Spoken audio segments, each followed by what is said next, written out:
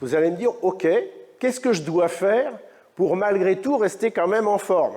Alors je vais vous proposer 3 mots-clés, c'est manger, et puis on va bouger. Et puis, troisièmement, alors là ça c'est très important, on va parler. Alors premièrement, manger. Alors d'abord, il faut tout le temps manger. Voilà. Le régime pour maigrir après 65 ans, ça ne marche pas terrible parce qu'en fait, quand on essaye de maigrir alors qu'on était un peu rond avant, après 65 ans, on prend sur les protéines. On prend sur les muscles, sur des matières nobles. En général, la graisse, on ne la perd pas beaucoup. Et donc, ce n'est pas terrible. En tout cas, régime au sens de restriction. Il faut toujours privilégier de manger des protéines. Il y a aussi dans l'alimentation la boisson. Il faut absolument boire de l'eau tous les jours, tous les jours. Notre corps a besoin d'1,5 litre par jour. Il faut vraiment boire, sinon le rein s'abîme. L'autre point, ce sont les fibres, mais ça, je ne vous apprendrai rien. Il faut évidemment prendre des fibres tous les jours, et ça, c'est le grand apport des végétaux, parce qu'ils apportent des fibres, ils apportent un volume d'aliments, ce qui fait qu'on ne grignote pas après des cochonneries, parce qu'on a l'estomac bien plein avec les végétaux, c'est très très bien. Il y a un point sur lequel Dame Nature est un peu pingre, c'est la vitamine D. Donc aujourd'hui, les recommandations d'une bonne médecine, c'est de proposer de la vitamine D, voilà, sans avoir besoin de la doser. C'est une ampoule par mois, mais en tout cas, si vous n'avez pas encore de vitamine D dans votre ordonnance, allez voir votre médecin. Pourquoi la vitamine D est essentielle? Bon, pour les os, ça vous le savez. Pour les muscles, dont un muscle qu'on aime bien qui s'appelle le cœur, ça vous le saviez moins bien. Pour le cerveau, pour les neurones, alors ça c'est vraiment important, la vitamine D, et pour le fonctionnement de toutes les cellules, comment ils lisent le chromosome pour fabriquer des protéines avec les fameux ARN, etc. Ils ont besoin de la vitamine D. Sur les oligo-éléments, sur les autres vitamines, on ne sait plus ce qu'il faut conseiller. Et j'ai envie de dire, une fois par an, vous faites une cure. Vous prenez la boîte de 30 gélules avec toutes les vitamines bien dosées comme il faut, et comme ça, c'est réglé, quoi. Après, il y a d'autres choses qui rentrent en jeu. Être tout seul chez soi à faire la cuisine pour soi. Je ne sais pas si vous connaissez sur Terre quelque chose de plus ennuyeux. Mais il faut avoir le souci de trouver le moyen le plus souvent possible de manger avec les autres. Bouger. Qu'est-ce que ça veut dire bouger? C'est quoi bouger? C'est faire un peu plus d'efforts que ce qu'on aurait fait. C'est-à-dire que ceux qui font 100 mètres, eh bien, ils vont faire 110.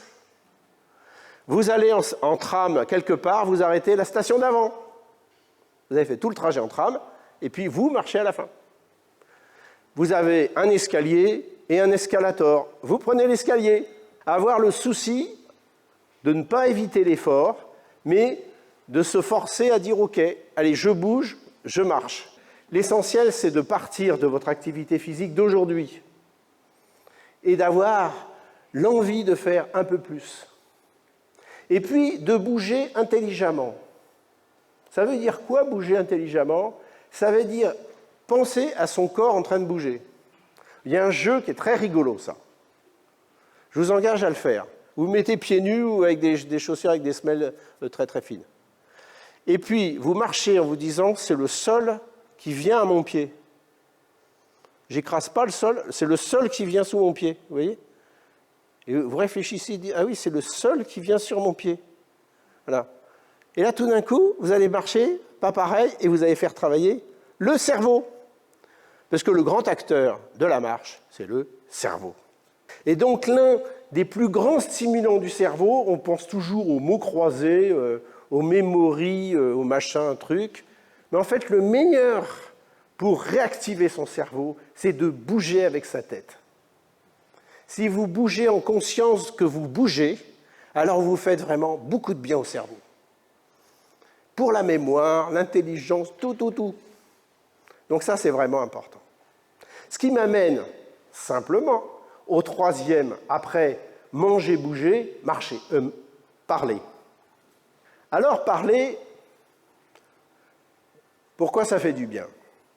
Ça fait du bien parce que, en fait, lorsque l'on parle à quelqu'un, quand on parle à quelqu'un, on est dans une situation d'éveil intellectuel qui est très important et qui va mettre en route toutes nos fonctions cognitives. Non seulement la mémoire, le langage, mais aussi des fonctions plus subtiles, des fonctions de planification, de stratégie, qu'on appelle les fonctions exécutives, qui sont propres d'ailleurs à l'humain par rapport aux primates. Ces fonctions de stratégie, on va les mettre en œuvre quand on parle à quelqu'un. Pourquoi? Tout simplement parce que quand on parle à quelqu'un, on va essayer de comprendre comment pense l'autre. On a l'impression qu'on a une conversation intéressante lorsque on se met à comprendre comment l'autre comprend ce que l'on dit. Et c'est pour ça que tout à l'heure, je vous disais, il faut manger avec quelqu'un que vous n'aimez pas.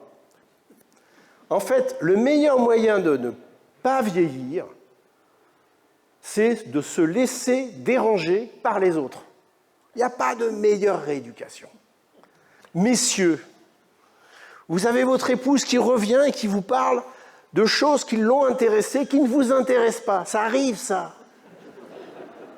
Ne levez pas la main, ça arrive. Mais prenez un air intéressé, un air commercial. Ah oui, sans blague. Ah bon? Tiens, tiens. C'est vraiment important. Et quand monsieur parle du changement de la voiture, qui est quand même un événement qui occupe 3 à 4 mois d'une vie, bon, il n'y a pas que les couleurs, il y a la carburation, il y a l'énergie, etc. Eh bien, mesdames, vous êtes intéressées par la voiture. Vous, si elle roule, il y a un volant, et ça sera très bien. Et voilà. Et ça, c'est vraiment important. Il faut se laisser déranger.